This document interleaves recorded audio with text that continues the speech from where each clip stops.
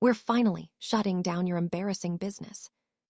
My brother Derek leaned toward me across the bankruptcy courtroom, smiling like he'd already won. Behind him, my father gave a slow, approving nod. Mom adjusted her purse and whispered, "Once this is over, Melvis, maybe you can finally get a normal job." I said nothing. 8 years of my life were sitting inside the folders stacked beside my attorney. 8 years of engineering work, sleepless nights, borrowed money, and every dollar I'd poured back into Carter Vector Systems. And my own family had helped drag it into bankruptcy court. Derek glanced toward our parents. "Should have listened when Dad told you to close it 3 years ago." My attorney touched my arm. "Don't react." So I didn't. Then the judge opened the petition. He read the creditor filings, turned another page, and stopped at my company's name. His eyes narrowed. He looked at me, then back at the page. And suddenly, the confidence on my brother's face didn't matter anymore. Because the judge had recognized something Derek hadn't. Until that moment, though, everything my family had told people about me looked believable. Carter Vector Systems didn't operate from some glass skyscraper. Our offices were inside an ordinary industrial building most people could drive past without noticing. I still drove the same car I'd owned for years, and whenever revenue came in, I put it into engineers, equipment, certifications, and development instead of making myself look successful. Derek was the opposite. At 36, he was the person my parents introduced proudly. Commercial real estate, expensive suits, nice car, visible success. And me. I was their 31-year-old daughter who had left a secure engineering career 8 years earlier to build a defense engineering company they never completely understood. Worse, they had helped me start it. My parents had guaranteed part of an early business loan when I didn't have enough collateral. That decision became the reason Derek believed my company's finances were family business. Over the previous weeks, he had shown everyone the same ugly pieces of the picture. Delayed invoices, old obligations, creditor claims, and my refusal to hand him complete access to Carter Vector's financial records. "Ask her what the company is worth," he'd tell people. Whenever he asked me directly, my answer remained the same. "That information isn't yours." To Derek, that meant I was hiding failure. To my parents, my silence meant embarrassment. Now that judgment had become a federal bankruptcy proceeding, with my family sitting together while I sat alone beside my attorney. Derek's lawyer stood. "Your Honor, the petitioning creditors are prepared to demonstrate that Carter Vector Systems is unable to satisfy its obligations, and that court intervention." "Hold on." The judge raised one hand. Derek's attorney stopped mid-sentence.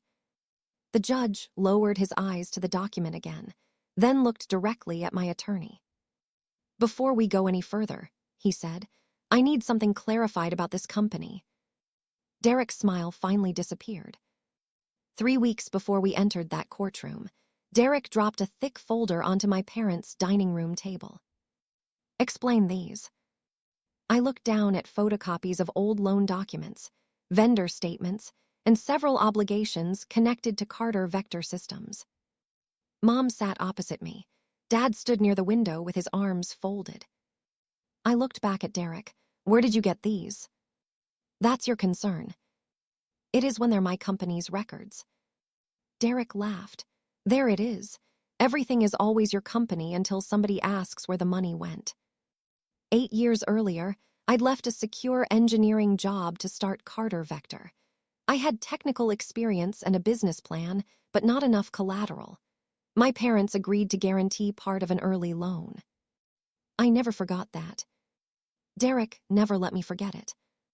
While his real estate career produced things everyone could see, my money disappeared into things my family considered meaningless: specialized engineers, testing equipment, cybersecurity systems, certifications, and the expensive qualification process required to compete for government work. Dad tapped the folder. "Derek says some payments have been delayed." "Some have." Mom's face tightened. So you're in trouble. We've had a cash flow squeeze. That isn't the same thing. Derek pulled out another sheet. Then prove it. Bank statements, contracts, receivables, current bids, everything. No. The answer came so quickly that Dad stepped away from the window. Melvis. I said no. What none of them knew was that Carter Vector was deep inside a confidential federal procurement process. Some of the information Derek demanded involved restricted commercial material I could not simply spread across my parents' dining table. And I couldn't tell them why. Derek leaned back. You don't have anything, do you? I closed the folder. You're making assumptions. Then correct me. I can't give you those records. Derek turned immediately toward our parents. You see, she's protecting her pride while your money is exposed. Dad looked at me for several seconds. Then he made his decision. Give Derek what he's asking for, or your mother, and I will support whatever legal action is necessary to protect ourselves. That hurt more than I allowed my face to show. They weren't asking me anymore. They had already chosen who they trusted. I stood and pushed the folder toward Derek. Do whatever you believe you need to do. His mouth curled into a satisfied smile. Finally, he thought I had surrendered. I left without correcting him. 20 minutes later, sitting alone in my car, my phone displayed a secure notification from the federal contracting portal. I authenticated my account and opened it. My pulse jumped. The evaluation process had advanced. The final award decision was approaching. I stared at the screen while one question settled over everything Derek had just threatened to do. Would the decision arrive before my brother destroyed the company he thought was worthless? Derek didn't wait for another family meeting. Within days, he started contacting people who did business with Carter Vector Systems. One vendor called me directly. Melvis, I received an email from your brother asking about outstanding balances. I stopped walking through our engineering floor. My brother. He said creditors needed to coordinate before things got worse. That was when I understood Derek had crossed a line. He wasn't trying to convince our parents anymore. He was building a case. The financial documents he circulated weren't completely false, which made them more dangerous. Carter Vector had experienced delayed payments during an earlier cash flow squeeze, but Derek presented those numbers without the newer payments. Disputed claims, or current receivables that changed the picture. Soon, a small group of creditors joined the involuntary bankruptcy petition. My attorney called me that afternoon. This is serious now, Melvis. I know. Even if we defeat the petition, uncertainty can scare vendors and damage relationships. That was exactly what Derek wanted. Then he made it personal. At a family gathering days before the hearing, my uncle pulled me aside. I heard about the company. I glanced across the room. Derek was talking to Dad. What exactly did you hear? My uncle lowered his voice. That it's being shut down. It isn't. His expression changed. Oh, Derek said everything was being dealt with. Being dealt with. As if my company were a problem, my brother had finally volunteered to clean up. The next morning, my attorney called again. This time, her voice was different. We found something.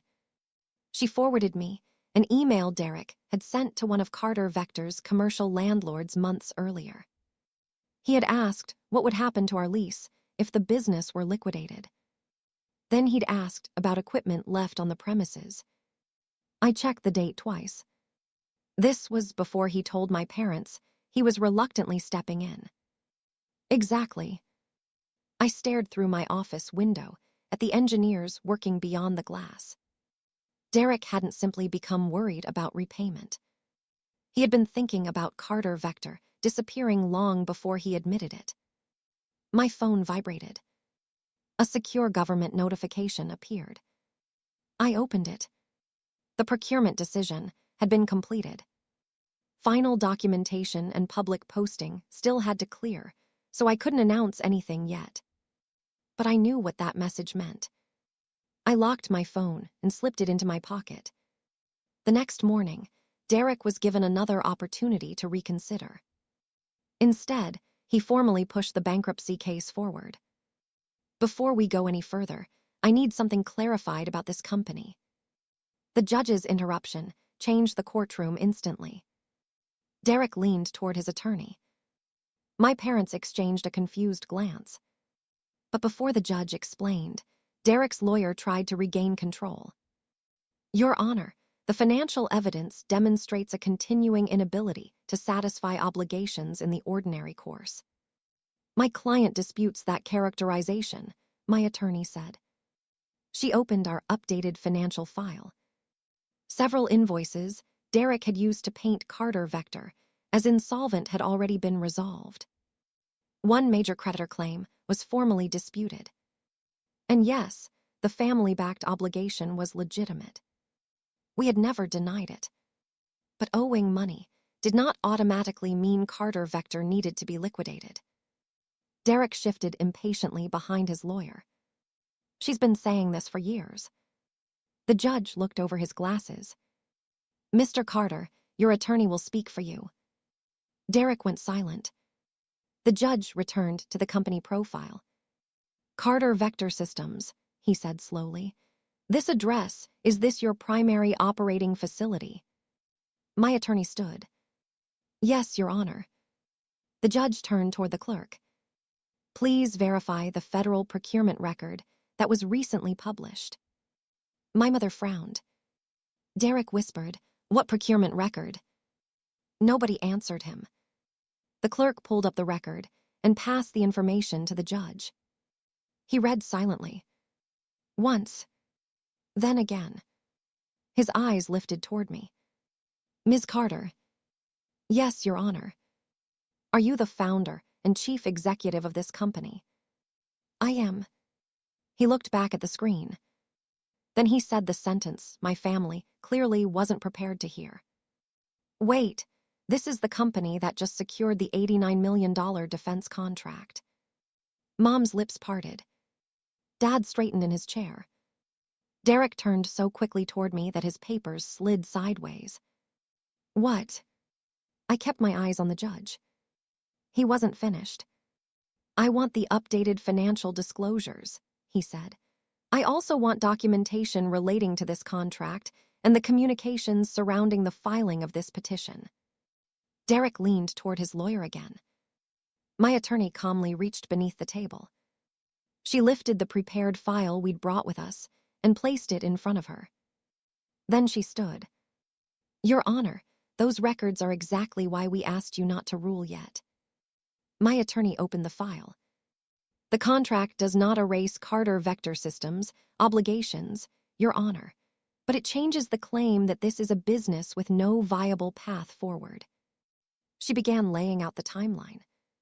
For years, Carter Vector had been developing secure battlefield communications technology while completing the expensive certifications and cybersecurity requirements necessary to compete for federal defense work.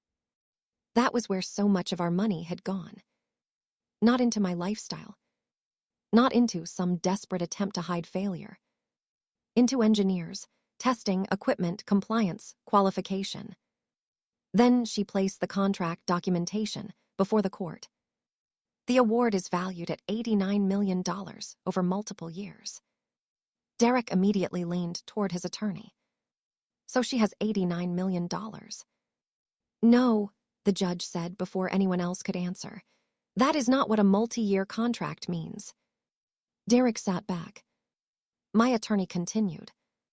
The government wasn't depositing $89 million into Carter Vector's bank account that afternoon. Revenue would arrive according to performance, milestones, and contract terms. But the award demonstrated something Derek's petition depended on denying. Carter Vector had substantial contracted future revenue and a viable operating business. Our updated financial records reinforced it. Several obligations had already been satisfied. One major claim was disputed. The legitimate debts could be addressed through structured repayment without destroying the company. Then my attorney turned to Derek. There is another issue. She produced the communications we discovered. Months before Derek told my parents he had reluctantly become involved to protect them, he had contacted Carter Vector's landlord. He asked what would happen to our lease if the company were liquidated. He asked about equipment left behind. Then came the message I knew he wished he'd never written. My attorney read it aloud. Derek had said shutting Carter Vector down was the only way I would finally stop pretending she's some defense contractor. Silence. Mom lowered her eyes. Dad stared at the table. Derek shook his head. I genuinely thought she was failing. The judge looked toward him. That does not make incomplete financial